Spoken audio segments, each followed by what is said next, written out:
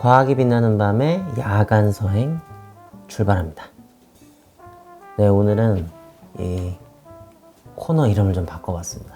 원래 북빅뱅 독서클럽인데 그거보다는 왜 야간 비행이라는 소설 있죠? 생텍쥐베리의 야간 비행. 그걸 좀 이제 약간 패러디해가지고 야간 서행으로 바꿔봤어요. 우리말로 풀이하면 그거죠. 이제 밤에 떠나는 이제 책 서자 해가지고 책 여행이죠. 책을 통해서 떠나는 여행. 그 야간 비행 우리 생각해 보면 밤에 만약에 이제 우리가 비행기를 탔다고 상상을 해보면 되게 그 뭐랄까 이 도시의 불빛이 되게 예쁘잖아요. 제가 아직도 기억에 남는 게 그 초등학교 때 제가 운 좋게 해외여행을 갔어요. 그때 해외여행이 그렇게 흔하지 않을 텐데 저희 작은아버지가 그 프랑스에 계셔가지고 운 좋게 한번 갔죠. 그래서 밤에 이렇게 거의 이제 아주 이른 새벽에 거의 밤이나 마찬가지인데 저 멀리 동이 살짝 틀 무렵에 이제 파리에 도착한 거예요. 그래서 이제 하늘 위에서 이제 파리를 내려다보는데 그 도시의 그 가로등 불빛이며 막 이런 것들이 막 반짝반짝 빛나는 거예요. 그 구름 사이로. 정말 생생해요. 그 느낌이. 너무 예쁜 거예요. 와. 그 우리나라랑 불빛도 약간 달랐어요. 불빛의 색깔이나 이런 게. 그 또 이제 여행의 첫날이 시작되는 거니까 얼마나 설레요, 또. 더 설레이죠. 그래서 그 불빛들이 더 예뻐 보였던 것 같은데. 하여튼 그래서 그런 어떤 설레임, 이런 설레임을 여러분들이 제 과학이 빛나는 밤에를 통해서 느껴보셨으면 좋겠다. 어쨌든 새로운 지식 세계로 우리가 책을 통해서 여행을 떠나는 거니까 그런 설레임을 느끼면서 들으셨으면 좋겠다 라는 생각으로 이 코너의 이름을 바꾸게 됐습니다. 네, 그러면 오늘 이야기는 이제 또 어떤 책 속의 이야기를 통해서 이제 또 시작해 볼까요? 오늘은 이제 이 과학이 빛나는 밤의 책입니다. 과학이 빛나는 밤의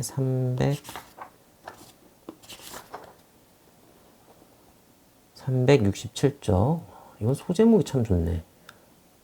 이거 제가 정한 거 아닌데 이거 편집자 분이 정하셨는데 소제목도 한번 읽어드릴게요. 끝이 정해진 소설처럼 시공간의 절대성과 상대성.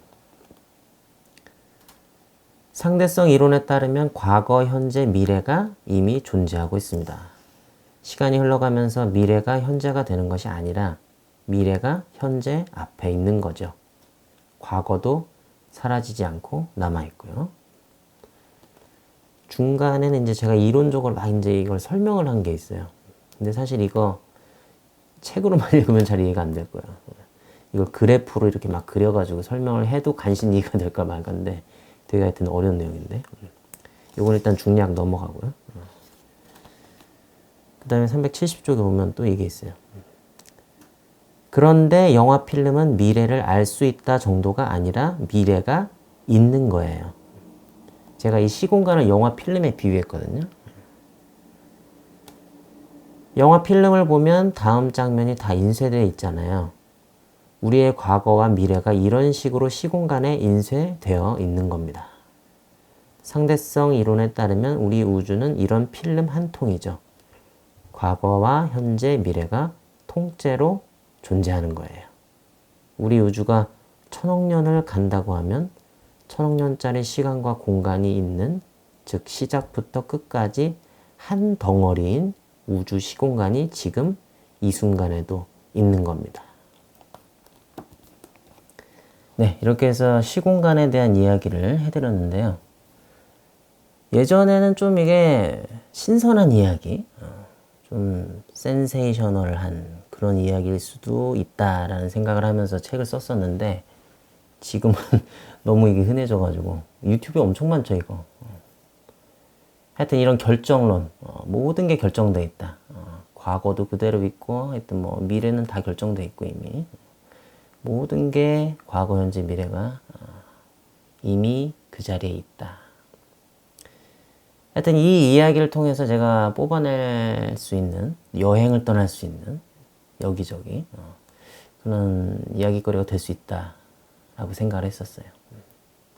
그 생텍쥐베리의 소설하고도 좀 관련이 돼 있고요. 야간 비행 소설에도 제가 보기엔 좀 관련이 되는 부분이 있었고, 그 다음에 또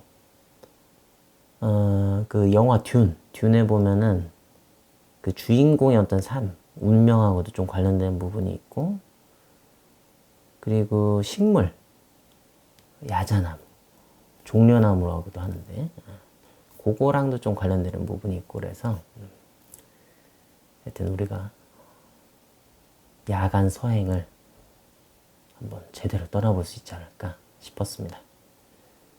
네, 그러면 첫 번째로 이제 그 생텍쥐베리의 야간 비행 그 소설에 보면은 가장 기억에 남는 장면이 그거였어요. 저는 그 소설에서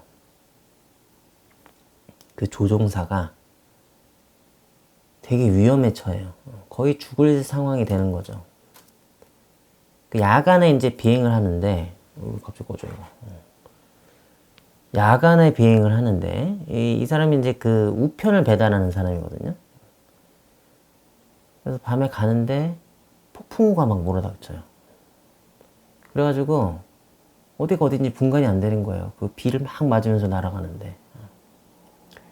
그때 뭐 GPS가 있겠어요. 뭐 내비게이션이 있겠어요. 뭐 아무것도 없죠. 그냥 나침반 정도나 보고 이제 날아갔을 텐데, 그렇게 깜깜한 밤에 막 그 비를 맞으면서 날아가는데 뭐 아무것도 안 보이고, 기름은 이제 30분치밖에 없고, 그래가지고 빨리 육지를 찾아야 돼. 근데 이제 조명탄이 하나밖에 없어요. 그래서 마지막 남은 조명탄을 탁 터트리는 거예요. 그래서 여기가 어딘가 알아보려고. 근데 조명탄이 탁 이렇게 빛을 발하면서 떨어지는데 보니까 바다인 거예요. 망망대해 바다예요. 아무것도 없어. 큰일 났죠 이제. 죽을 상황에 처한 거죠. 그래서 이제 그 상황에서 이제 비를 맞으면서 막 가는데 기적처럼 그 구름이 살짝 이제 갈라지면서 틈이 생긴 거예요. 그러면서 그 틈 사이로 별빛이 보이는 거예요. 반짝반짝하는 별빛이. 그 빛 사이로. 그런데 살려면 거기로 가면 안 돼. 왜냐면 찾아가야 되니까요. 육지를 빨리 찾아가야 되는데 그 위로 올라가면 그냥 구름만 보일 거 아니에요. 밑에. 그러니까 그로 가면 안 되죠. 그래서 이제 거기서도 그런 얘기가 나와요. 그 틈 사이로 들어가면 비행사는 죽는다. 그런데 이 비행사가 자기도 모르게 글로 가는 거예요. 조종관이 글로 가는 거야. 손이 자기도 모르게 막 움직여가지고. 그래서 결국엔 글로 가요. 그 별빛을 향해서. 그래서 그 틈 사이를 싹 날아가니까 그 구름이 정말 눈부시게 빛나는 거예요. 그 폭풍우 구름이니까 그 구름의 밀도가 엄청나게 또 높을 거 아니에요? 그러니까 더 빛나겠죠. 달빛이나 이런 게 있으면 훨씬 더 이제 환하게 빛날 테고, 또 별빛도 있고. 그 구름이 싹 날아가면서 정말 바람 한 점 없는 고요한 그 구름 밑은 막 천둥 번개치고 막 비가 내리는데, 이 구름 위는 완전 다른 세상인 거예요. 진짜 아름다워. 그런데 얼마 안 있으면 죽어. 그런데 아름다운 거야. 내 죽게 생겼는데도 아름다움을 느끼는 거예요. 하여튼 굉장히 아이러니한 상황인데, 이걸 보면서 저는 이제 그 운명적인 어떤 그 뭐랄까, 있잖아요. 사람들도 그럴 때가 있잖아요. 저도 가끔씩 그럴 때가 있는데 그런 걸 느껴요. 그냥 내가 생각을 하면 이렇게 하면 안 되는데 그냥 가는 거야. 몸이 그냥 그렇게 되는 거예요. 이러면 안 되는데, 이러면 안 되는데 하면서 하는 거 있잖아요. 이 조종사도 그랬던 거죠. 하나의 어떤 어쩔 수 없는 힘에 의해서 이끌려가는 거죠. 시공간도 보면 그렇잖아요. 우리가 이 결정론이라는 게 모든 게 다 결정되어 있잖아요. 지금 제가 방송을 하는 것도 다 이미 결정되어 있었던 거예요. 이 시공간이 그냥 시공간이 만약에 언제 생겨나는지는 모르겠지만 만약에 138억 년 전에 생겨났으면 그냥 그때 이미 모든 게 다 결정돼 있어. 그 순간 모든 게 다 한꺼번에 생겨났으니까. 제가 이 방송을 하는 것도 그 다음에 여러분이 제 방송을 듣는 것도 보는 것도 다 결정돼 있는 거예요. 그 오래전부터. 좀 신기하죠? 근데 꼭 시공간이 아니더라도 사실은 그렇게 되죠. 왜냐면 모든 게 다 인과관계가 있으니까. 물질이라는 게 뭐 갑자기 뭐 어디서 뚝뚝 떨어져서 막 생겨나고 이런 거 없잖아요. 다 어떤 원인에 의해서 움직이고 뭔가 에너지가 발산이 되고 다 어떤 현상이 일어나는 거니까. 어떤 것도 그 물리 법칙에서 그냥 갑자기 생겨나고 없어지고 이런 건 없으니까. 빅뱅 당시부터 뭔가 이제 물질들이 생겨나면 그 다음부터 일어날 일은 사실은 다 결정되는 거죠. 어떻게 흘러갈지를 몰라서 그렇지. 그래서 저는 이런 것도 되게 신기한 것 같아요. 여러분과 제가 이런 식으로 만날 운명이었다라는 것도 신기한 것 같고.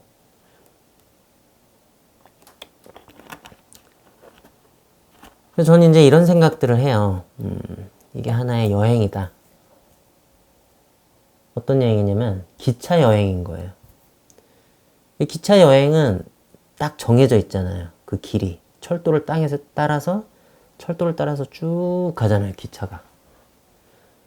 기차의 승객은 그냥 바라만 볼 뿐이죠. 바깥을. 내가 뭐 이 기차를 운전하는 것도 아니고 그냥 자기의 그 승객이 탄 그 위치에 따라서 보이는 모습들이 좀 달라질 뿐이지 그냥 우린 바라볼 뿐인 거죠. 지금도 사실 그렇죠. 사실은 바라볼 뿐인 거예요. 지금 저의 행동이나 이런 것도 다 그냥 결정되어 있는 대로 시공간에 이렇게 새겨져 있는 대로 그냥 흘러가는 거예요. 근데 우리는 그렇게 생각 안 하죠. 저도 물론 지금 그렇게 느끼진 않지만 뭔가 내가 행동하는 것 같고 내가 이 기차를 운전하는 것 같고 심지어 기차가 아니라 그냥 내가 자동차를 운전하는 것 같아요. 그래서 막 이쪽으로도 갈 수 있고 저쪽으로도 갈 수 있고 그런 것처럼 느끼죠. 근데 과학적으로 보면 그건 아니다. 참 이게 인식의 어떤 전환이기도 했는데 지금 또 워낙 이런 얘기가 많으니까. 그리고 또 이제 이런 생각을 해보면 어떻게도 연결이 되냐면 불교에도 뭐 이런 게 있다면서요? 뭐 불이법? 제가 요새 불교에 좀 관심이 있어가지고 그 유튜브도 좀 보기도 하는데 나와 내가 다르지 않다. 나와 너가 다르지 않다. 이런 것도 사실 연결될 수 있죠. 시공간이랑. 다르지 않아요. 시공간이 하나의 필름이다 라고 해보면 그냥 필름 속에 인쇄된 어떤 뭐 색깔이나 모습의 차이일 뿐이죠. 똑같아. 아무 차이가 없어. 그리고 우린 다 어차피 그 정해져 있는 대로 행동하고 살아가는 거기 때문에 뭐 내가 막 잘났다고 뭐 의스될 필요도 없고 내가 왜 이렇게 하는 일마다 안 되나 하면서 너무 낙담할 필요도 사실은 없죠. 다 그냥 그렇게 돼 있는 거야. 어쩔 수가 없어. 내 탓을 할 필요는 없는 거예요. 그리고 또 뭐였지? 그리고 맞아요. 이 미래에 대해서 별로 걱정할 필요도 없어요. 그냥 다 정해져 있는 거야. 내가 어떻게 될지는. 물론 이제 안 좋은 미래가 펼쳐질 것 같으면 마음은 슬프겠지만 내가 뭘 그걸 걱정한다고 해서 미래가 변하거나 바뀌거나 하진 않는 거죠. 다 정해져 있으니까. 근데 물론 우리가 이런 결정론을 너무 막 또 심각하게 받아들이면 뭐 여러 가지 문제들이 있긴 있죠. 뭐 도덕적인 문제라던가 뭐 어떻게 뭐 우리가 그런 것까지 다 생각할 수는 없고 그냥 과학적으로 그냥 이런 생각도 할 수 있다. 뭐 그냥 이런 재밌는 생각도 있다. 이 정도인 거지. 이 세상에 우리가 생각하는 것 그 이상의 시공간 그 이상의 뭔가 있을 수도 있죠. 하여튼 뭐 이런 생각도 할 수 있다 라는 말씀이었습니다. 그리고 이제 맞다. 듄 얘기도 듄에도 이거랑 비슷한 어떤 느낌의 결정론이랑 비슷한 느낌의 대사가 있어요. 그 듄에 보면은 그 주인공이 그 싸워야 되는 상황이 나오거든요. 이걸 자꾸 목이 갈라지네. 제가 물 좀 마시겠습니다.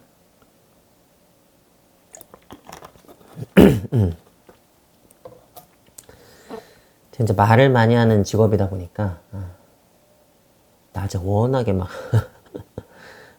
하여튼 텐션을 높여서 막 말을 해야 돼요. 그렇다 보니까 좀 밤이 되면 목이 잠기는 경향이 있긴 있어요. 좀 이해를 해주셨으면 좋겠고요. 하여튼 그 듄의 주인공이 싸워야 되는 상황이 있어요. 그 원주민하고 그 프레멘족일 거야 아마. 그 아라키스에 사는 그 중동 사람들처럼 막 이렇게 천 두르고 다니고, 그 프레멘 부족 원주민 중에 한 명이 자꾸 막 싸움을 걸어요. 이 폴을 인정을 못 하겠다. 나는 너를 뭐 죽일 수도 있다던가. 하여튼 나를 이겨야 된다. 뭐 이제 이런 식으로 싸워가지고. 그래서 이제 폴은 이제 좀 왕자잖아요, 거기서. 이 폴은 왕자고 되게 곱게 자랐어요.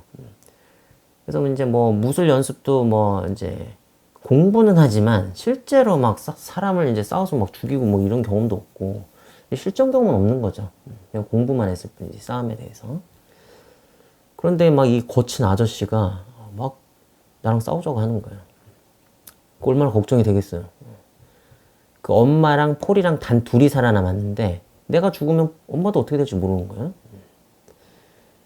그러니까 하여튼 그래서 거기서 싸움을 하게 되는 상황에서 이제 이 마음의 소리, 폴한테서 마음의 소리가 막 들려요. 정확한 대사는 기억 안 나는데 이런 거였어요. 뭐 그냥 받아들여라. 모든 것은 정해져 있고 운명이다. 뭐 고민하지 말아라. 걱정하지 말아라. 뭐 이런 얘기였던 것 같은데. 하여튼 그것도 하나의 운명인 거죠. 운명을 받아들여라. 그래서 이제 폴이 결국엔 이기긴 해요. 그 사람을 이제 싸워서 이겨가지고 결국엔 죽여요. 그런데 이런 어떤 운명, 폴의 운명을 어떤 예견하는 식물도 나와요, 거기서. 좀 이 감독의 영화가 이런 어떤 운명론, 결정론하고 되게 연관이 크게 돼 있어요. 그 전 영화도 컨택트에서도 보면은 이 여자 과학자였죠. 여자 과학자가 주인공이었는데 나중에 딸을 낳게 되는데 그 딸이 죽을 거라는 걸 알거든요. 이 미래를 뭐 하여튼 그 외계인하고 막 소통을 하면서 미래를 알게 돼요. 근데 그걸 알면서도 딸을 낳아요. 그리고 딸이 이제 나중에 죽어가는 모습도 보죠. 그래서 저는 너무 슬펐어요. 저도 딸이 있는데 그 영화 안 볼 걸 그랬어. 그런 생각도 하고 막 후회도 하고 그랬었는데. 하여튼 받아들여라. 운명은 정해져 있다. 이게 이 감독의 어떤 되게 마음속에 강하게 있나 봐요. 왜 그러지? 그럴 정도까지 그럴 필요 있나?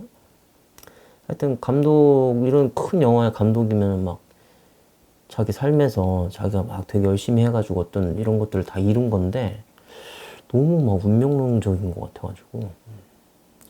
하여튼 그래서 그 듄이라는 영화에도 보면은 그 운명을 예견하는 나무가 바로 종려나무. 사실은 종려나무는 아니고 이제 야자나무일 거예요. 그 야자나무가 나오거든요. 그 아라키스 행성에서 야자나무가 한 20그루인가 있을 거예요. 되게 많아요. 근데 그 사막 행성이기 때문에 얘는 또 물을 많이 필요로 해요. 그래가지고 물을 줘요. 어떤 그 하인 같은 사람이 뭐라 하더라? 5인분의 물을 필요로 한다던가 매일매일. 그래서 20그루니까 한 100인분의 물을 얘네들한테 줘야 된다. 근데 사실은 이 아라케스가 완전 사막 행성이고 물이 정말 귀하거든요. 물 한 방울이 귀한데 그렇게 막 물을 퐁퐁 준다는 거예요, 나무에. 그러니까 폴이 그걸 보면서 아니 왜 이런 일을 하지? 그러거든요. 근데 제 생각엔 그래요. 그 나무가 폴을 의미하는 것 같아요. 폴을 상징하는 것 같아요. 왜냐면 폴도 왕자잖아요. 왕자에게 쏟아붓는 그 자원이 엄청나죠. 아주 최고의 선생님들, 또 음식 같은 것도 그렇고. 하여튼 왕자로서 고귀하게 자라기 위해서는 수많은 사람들의 노력이 필요한데 그 나무랑도 비슷하잖아요. 5인분의 물을 줘야 되고 한 그루당. 그런데 또 그 상황에서 나중에 그 아라키스 행성을 침입하는 다른 그 가문, 그 하코넨 가문, 그 가문이 다 불태워요. 그 나무들을. 그래서 나무가 막 활활 타요. 그 야자나무가. 그 상황이 또 폴하고 비슷하죠. 폴도 이제 막 아빠 죽었지. 막 자기 주변에 자기를 지켜주던 자기 아트레이드 가문의 군인들 막 다 죽지. 막 난리가 나거든요. 막 다 죽어요. 막 자기 삼촌이었던 것 같은데 삼촌 자기를 지켜주던 삼촌도 죽지 막 뭐 선생님도 아마 죽었을 것 같은데 막 다 죽는 거야. 가문이 완전히 다 불타가지고 그냥 박살이 나는 거죠. 활활 타는 것처럼 나무가. 그런데 또 뭐가 담게 되냐면 이 폴의 운명이 거기서 죽지 않아요. 나중에 황제가 될 거예요, 아마. 제가 알기로는 황제가 돼요. 그 우주의 황제가 되는 거예요. 근데 이 야자나무도, 예, 불타도 살아나요. 야자나무가. 그루터기가 다 불타도 거기서 새싹이 돋아난대. 너무 얘가 생명력이 강해가지고, 이 야자나무의 그리스어 이름이 그 피닉스, 철자 똑같아요. 읽기는 뭐 파이닉스라고 있던가 포이닉스라고 있던가 뭐 하여튼 제가 그리스어는 잘 못 읽어서 그러는데 하여튼 그 피닉스 우리 불사조라고 하는 피닉스랑 철자가 똑같아요. 진짜 불사조인 거죠. 불 속에서도 이 나무는 살아나니까 진짜 생명력이 강하대요. 그래가지고 이 바람이 세게 불어가지고 얘가 이렇게 막 확 휘어져도 오히려 뿌리가 더 단단하게 내리고 죽는 게 아니라 그 상태에서도 어쨌든 살아남는 거예요. 태풍이 막 불고 그래도.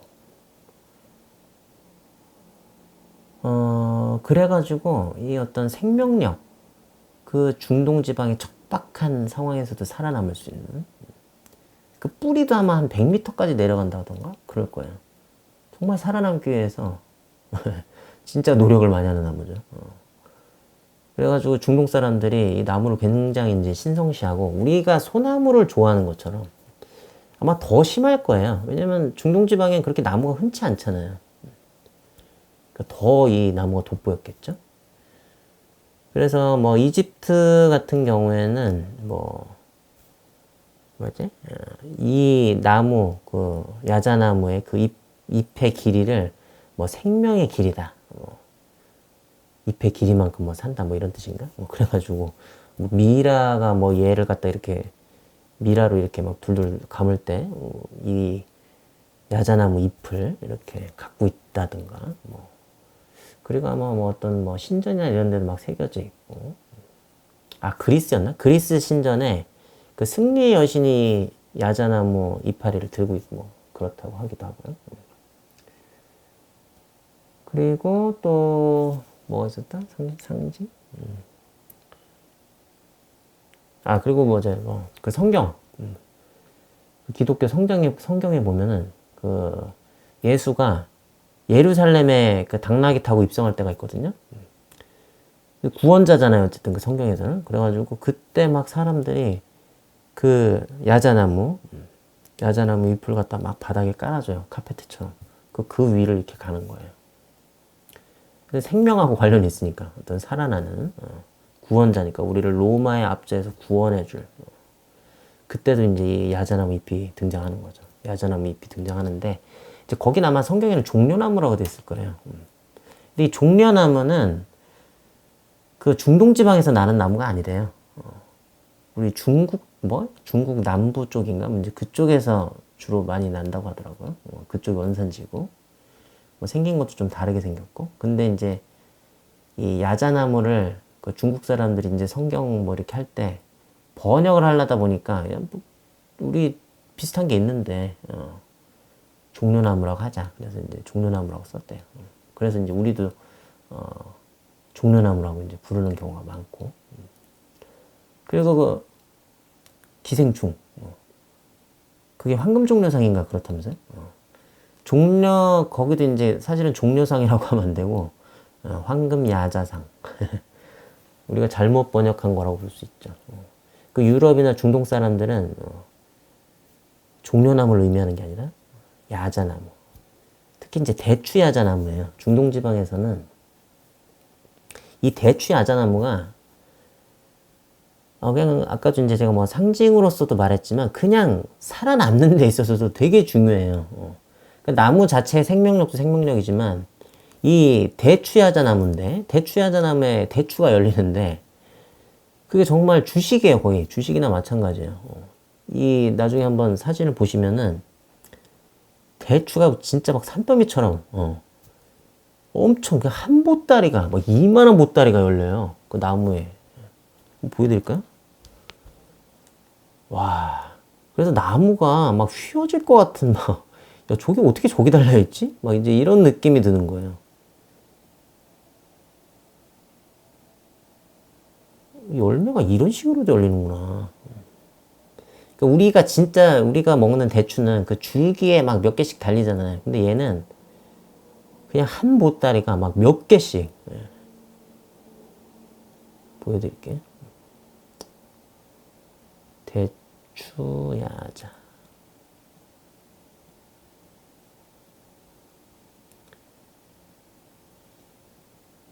그리고 이게 엄청 달아요, 또. 달아가지고,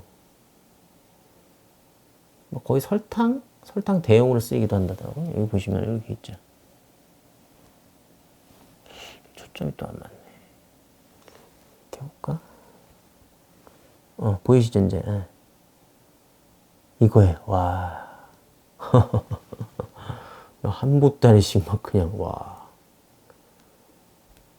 이게 따기도 쉽겠어요. 대추를 따려면 우리는 이제 대추나무에서 대추 딸 때 막 나무 흔들고 막 그러고 난리 치는데 얘는 그냥 가서 이것만 뚝 잘라내면 되니까. 그럼 한 보따리가 푹 떨어지니까. 하여튼 그래가지고 이 대추를 따가지고, 대추야자의 대추를 따서 이렇게 졸이면은 그 물이 그냥 꿀보다도 훨씬 달 정도로, 진짜 안 달 수는 있겠지만 하여튼, 거의 꿀만큼 달 정도로, 설탕 대용으로 쓸 정도로 굉장히 달고, 그래서 우리 왜 그 성경에 보면은 적과 꿀이 흐르는 땅이다. 그래서 우리가 그 땅으로 가야 된다. 그래서 그 유태인들이 막 이제 가거든요. 그 가나안, 지금의 이스라엘 지방으로 이집트에서 이제 나와가지고 자기들의 고향인 그 적과 꿀이 흐르는 거기로 가요. 근데 그 적과 꿀일 때 젖은 이제 목축을 하니까 이제 거기서 나오는 어떤 우유나 이제 이런 거 같고, 꿀은 대추야자에 이 꿀일 거예요 아마. 대추야자가 정말 꿀 같으니까. 아닌가? 제 기억엔 그래요. 하여튼 그렇습니다. 그래서 하여튼 굉장히 중요한 거죠. 살려면 얘를 먹어야 돼요. 대추야자. 주식으로도 많이 먹는다고 하고요. 그리고 또 하나가, 이거. 그 이스라엘 사람들이 얼마나 이 대추야자 나무를 좋아했냐면은, 이제 그 이스라엘 사람들, 유태인들이 이제 다시 이스라엘에 돌아와서 나라를 세울 때, 이제 2000년 동안 자기들이 없었으니까, 쫓겨나가지고 막 전 유럽을 떠돌고 막 전 세계를 떠돌다가, 이제 그제서야 돌아와 보니까, 제대로 된 야자나무가 없는 거예요. 관리도 안 되고, 그래가지고 막 다 죽고 없어져가지고, 뭐 하여튼. 그래서 야자나무를 갖고 와야 되는데, 야자나무가 제일 좋은 야자나무들이 이제 자라는 데가 그 이라크 지방. 그 메소포타미아 지금의 그 유프라테스 티그리스 강이 흐르는 거기에 야자나무들 좋은 나무들이 있는 거예요. 그래가지고 그걸 갖고 와야 되는데. 근데 이스라엘이랑 또 이라크 뭐 이런 중동 다른 나라랑 사이가 안 좋잖아요. 막 전쟁도 여러 번 하고. 아예 막 이스라엘을 없애버리겠다고 하면서 이제 중동 사람들이 막 전쟁을 일으켰는데. 그러니까 그걸 어떻게 갖고 와? 그래서 바로 이스라엘의 그 첩보 요원들, 모사드가 나섭니다. 그래가지고 위장을 해가지고 자기가 뭐 이제 무역상인 것처럼 해가지고 그 야자나무를 배에다 실는 거에 사가지고 그래서 이제 지중해인가 어딘가 갔는데 거기서 이제 해적이 나타나요. 그런데 야자나무만 다 가져가요. 그리고 그 야자나무가 이스라엘로 가는 거죠. 그러니까 무역상인데 무역상이 이제 배에 실었는데 그 배가 이스라엘로 갈 수는 없잖아요. 이라크는 이제 만약에 그럴 거였으면 아예 팔지도 않았겠죠. 이스라엘로 갈 배였으면. 그러니까 이제 해적도 아마 모사드 요원이었겠죠. 그래서 그런 식으로까지 해서 이렇게 막 쿠션을 넣어가지고 이제 막 속이는 그런 식으로까지 해서 야자나무를 가져와서 이제 심었다. 그래서 지금도 엄청 야자나무를 많이 심어놨대요. 거기가 요단강인가 아마 흐를 거예요. 거기 막 이제 강가에도 엄청 심고 이제 그랬다고 하는데, 하여튼 그렇게 굉장히 중동 사람들에겐 중요한 의미다. 우리 듄에서는 그 주인공의 운명을 상징하는 그런 나무이기도 했지만, 네, 그래서 오늘은 여기까지 야간 서행을 한번 떠나봤습니다. 이번 서행 어떠셨나요? 책 여행. 설레이셨을지는 모르겠지만 하여튼 재밌으셨으면 좋겠습니다. 그러면 오늘은 또 어떻게 세상을 다르게 볼 수 있을까요? 오늘은 이제 우리가 시공간에 대해서 얘기를 해봤으니까 이 시공간 이론에 따르면 지금 만나는 모든 인연들이 여러분과 저도 그렇고 여러분의 가족들도 그렇고 주변의 모든 사람들이 그렇죠. 그 오랜 억겁의 세월 전에 다 결정되어 있는 거잖아요. 모든 게. 내일 아침에 이제 일어나셔가지고 만나는 분들, 직장에 가셔서 만난다거나 뭐 출근길에 만나시는 분들, 뭐 학교 가는 길에 만나시는 분들, 뭐 어디 산책할 때 만나시는 분들 다 그분과 내가 만나기로 모든 게 결정돼 있었구나. 살짝 스치더라도. 왜 결정돼 있었는지 모르겠지만 이 시공간에 이렇게 새겨져 있었다니. 참 신기하다. 이런 생각을 해보시면은 또 세상이 좀 다르게 보이지 않을까 싶습니다. 그러면 또 오늘 여행은 어디로 떠나볼까요? 오늘 꿈속에서 여행은 대추야자를 먹으러 가야죠. 그렇게 달다는데 그 대추가 정말 꿀보다 더 달지. 요거 요리는 고구마 마탕을 한번 해보면 좋을 것 같아요. 고구마 마탕의 그 물엿 대신에 대추야자의 그 꿀 같은 그 졸여가지고 나오는 그 대추야자 액을 갖다 버무려가지고 제가 고구마 마탕을 해드리겠습니다. 그리고 음료수도 저는 사이다를 좋아해가지고 사이다가 잘 어울릴 것 같아요. 또 거기가 대추야자 나오는 중동 지방이 더우니까 사이다, 시원한 사이다에 고구마 마탕 이렇게 해가지고 제가 대접을 해드리겠습니다. 그러면 오늘은 어디서 만나면 좋을까요? 그 인천국제공항에서 만나죠. 거기서 만나가지고 야간 비행기를 타는 겁니다. 비행기를 타고 딱 이제 그 이스라엘의 그 예루살렘, 거기도 공항이 있겠죠? 예루살렘의 도시의 불빛을 밤에 딱 보면서 착륙해가지고 그 대추야자가 있는 곳으로 이동을 해서 제가 요리를 하는 걸로 오늘 여행 코스를 한번 짜보겠습니다.